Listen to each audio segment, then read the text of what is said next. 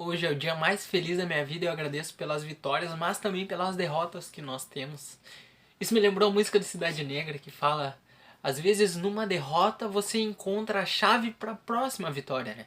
A gente tem que agradecer até as derrotas porque ali a gente vai aprender, né? Através do sofrimento a gente vai evoluir. Não é fácil, né? Ninguém gosta de sofrer. Mas a gente tem que estar sempre atento aos pequenos sinais, né? E vamos falando, né? Qual a fonte da... O Kardec pergunta, a gente ainda tá falando sobre penas e tal, sofrimentos ou felicidade, né? No plano espiritual e no plano terreno, né? Aí, qual a origem da doutrina do fogo eterno? O Kardec pergunta, né?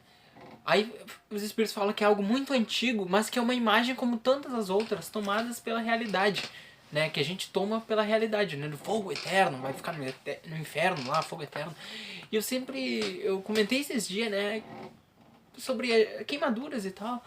E falando quanto a espiritualidade, né? Jesus e os primeiros profetas, poderia falar assim, eram sábios em, em mostrar parábolas e formas que a pessoa conseguisse imaginar, porque é muito difícil você explicar um universo semimaterial hoje em dia. Imagina naquela época, há 3 mil anos atrás, 5 mil anos atrás.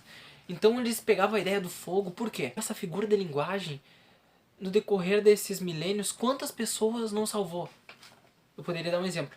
Quantas pessoas que tinham tendências criminosas, mas que tinham outras religiões que acreditavam no inferno, né, no inferno eterno, né, de ser queimado.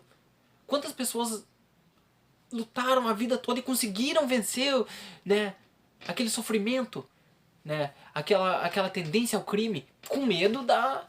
A gente sabe que o ideal era a pessoa fazer o bem, não pelo medo, né, mas pela vontade dela querer fazer o bem. Mas a gente não pode negar que essa figura de linguagem foi muito inteligente nisso.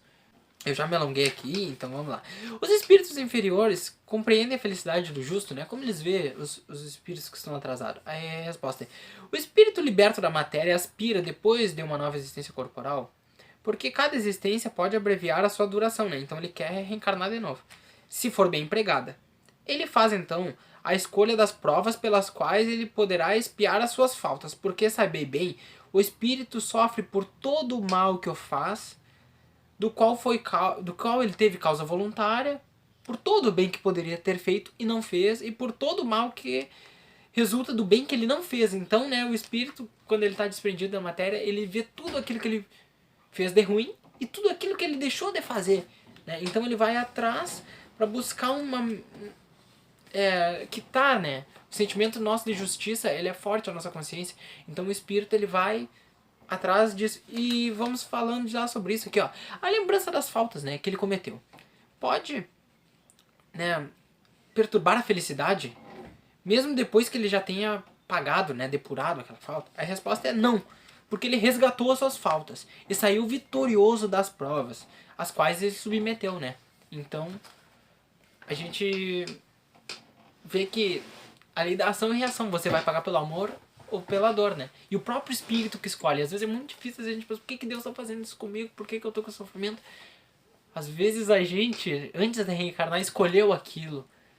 A gente agora não só vê o sofrimento, mas quando a gente está no plano espiritual, a gente consegue olhar para frente, né? O que eu vou aprender com aquilo e olhar para trás. Ah, ó, no passado eu cometi isto e isto, então eu devo aprender tal coisa para não cometer a mesma coisa, né? Para conseguir evoluir. Aqui fala: os laços simpáticos que unem o espírito da ordem é uma causa de felicidade? A resposta é que no plano espiritual, né, existem famílias, podem se formar famílias. Então você se encontrar com aquela pessoa que você ama, com as pessoas que você ama, é uma grande causa de felicidade. É o que os espíritos falam aqui. É necessário fazer, né, a profissão da fé espírita. Essa questão eu achei muito interessante. A profissão da fé espírita, né? Você espalhar o espiritismo assim, né? E as pessoas devem crer nas manifestações, né, dos espíritos para ter uma felicidade, né, na vida futura, para ir para o céu, poderia resumir assim, né, em outras palavras. Aí a resposta que os espíritos dão, né, sobre a pessoa perguntar, né, se tem que ser espírita para atingir o céu. A resposta é: se fosse assim, seguir-se-ia que todos aqueles que não creem, que não tiveram esse esclarecimento, seriam deserdados, né, das felicidades. O que seria um absurdo. né? Então aquele que não é espírita, ele tem direito, ele vai pro céu, né? Mas é o bem que assegura a sorte futura. Ora, o bem, sempre o bem. Qualquer um que seja o caminho a que ele conduz. Então você é uma pessoa que não tem fé em nada, mas pratica o bem. Então você vai atingir a felicidade na vida futura. Você é espírita, mas não pratica o bem.